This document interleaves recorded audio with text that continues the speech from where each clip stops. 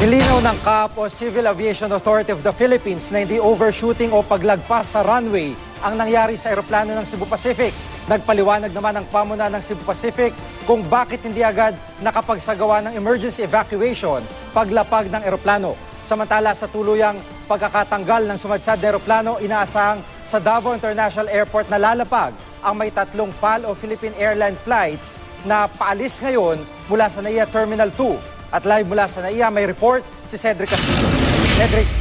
Yes, Jiggy, sa pinakuling impormasyon nga na nakarating sa GMA News ay fully operational na o formal na binuksang muli ang Davao International Airport at nagpapatuloy na nga ang operations nito. Katunayan ay may 3 flights na inaasahang dumating mula dito sa Maynila papunta sa Davao ngayong gabi.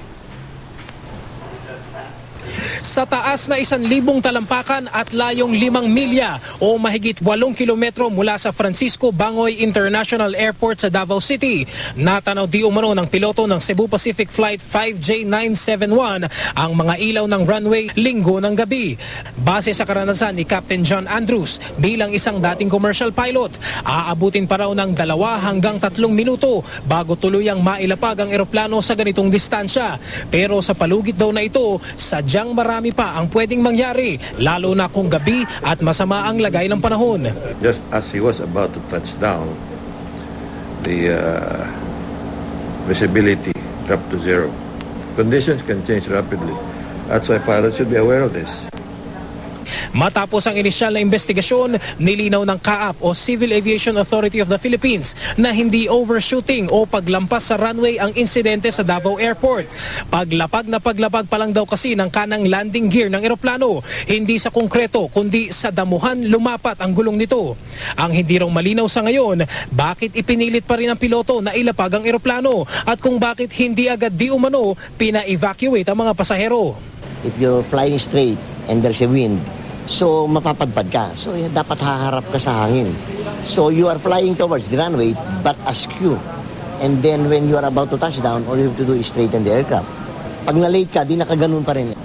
He delayed evacuation for at least 15 minutes. Wherein standard operating procedures dictate that the call for emergency evacuation be done. And an evacuation is supposed to be able to remove all the passengers within a time frame of 3 minutes. Tumanggi munang magkomento ang pamunuan ng Cebu Pacific Air sa investigasyong ginagawa ng CAAP. Pero giit nito, hindi kinailangan ng emergency evacuation pagkalapag ng nabalahaw na eroplano. The pilot and our crew followed procedure and they assessed the situation outside. Nakita naman nila na wala namang imminent danger, meaning hindi naman nasusunog yung engine natin. Hindi sinagawa yung emergency evacuation dahil hindi naman siya kinailangan. 15 minuto bago ang itinakdang 3 p.m. deadline para alisin sa runway ang eroplano, dumating sa tanggapan ng CAAP si Cebu Pacific Air CEO Lance Gokongwei para di umano humingi ng extension sa retrieval ng eroplano. Binigyan naman daw ng hanggang alas 4 ang Cebu Pacific, pero dahil hindi pa rin ito nasunod, CAAP na raw mismo ang nag-take over sa retrieval sa pamamagitan ng paghila paabante ng eroplano. 2 araw ding natigil ang operasyon ng paliparan. The flights, I think, that have been affected probably number now over 100. This quantifies to about 15,000 passengers. And the damage cost to the other airlines, and canceled flights and all this, I believe, is the liability of the Cebu Pacific.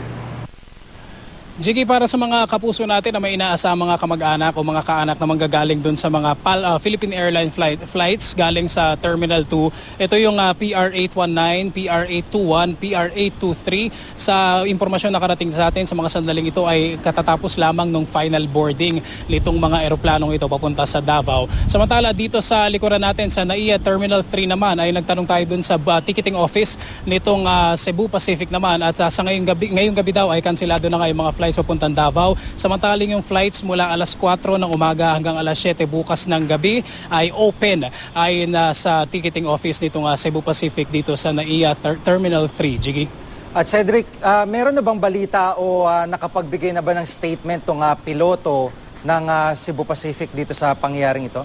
Sa ngayon, Jiggy, even yung credentials, kumbaga, nitong piloto ng Cebu Pacific ay hindi pa inilalabas nitong Cebu Pacific Air, yung kanilang pamunuan. At yung identity, sa pagkakaintindi ko, Jiggy, ay hindi pa rin inilalabas ngayon. At kasalukuyan daw na nagpapagaling itong piloto na siyang, kumbaga, nagsakay nitong Cebu Pacific flight na nagkaroon ng insidente sa Davao nitong linggo. However, kanina nakausap natin si Captain John Andrews ng CAAP at sa impormasyong ibinigay niya sa atin ay meron daw 1,700 o 1,700 flying hours daw. Itong piloto nitong Cebu Pacific at sa standards daw nila ay may tuturing daw itong veterano bilang isang piloto, Jiggy. At yung report na masamang panahon, na-consider daw ba ito ng CAAP?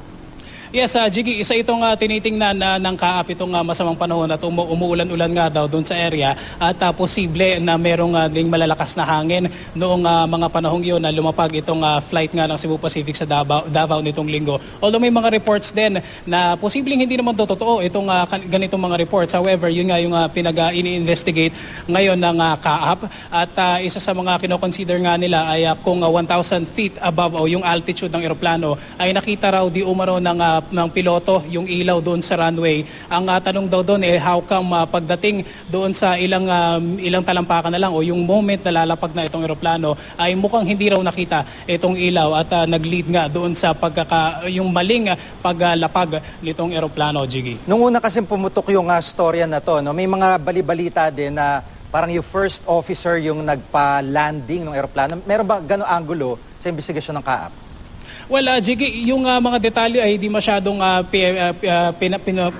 diniscuss ng CAAP kanina doon sa kanilang press conference. Ilan sa mga details lang na diniscuss nga ay kung isa sa nga nabanggit nitong CAAP ay yung paglapag ng right landing gear nitong eroplano ay hindi na raw mismo doon sa konkreto ng runway. Ibig sabihin, talagang hindi siya nag-overshoot, lampas na daw talaga yung gulong paglapag at doon sa putik sa damuhan na lumapag itong eroplano at sa ngayon nga, patuloy pa rin ang investigation board na binuo ng CAAP sa insidenteng ito, Jiggy. At sa ngayon, kanina nakita natin yung live na kuha habang hinahatak palayo o may parada ng maayos itong aeroplano ng Cebu Pacific.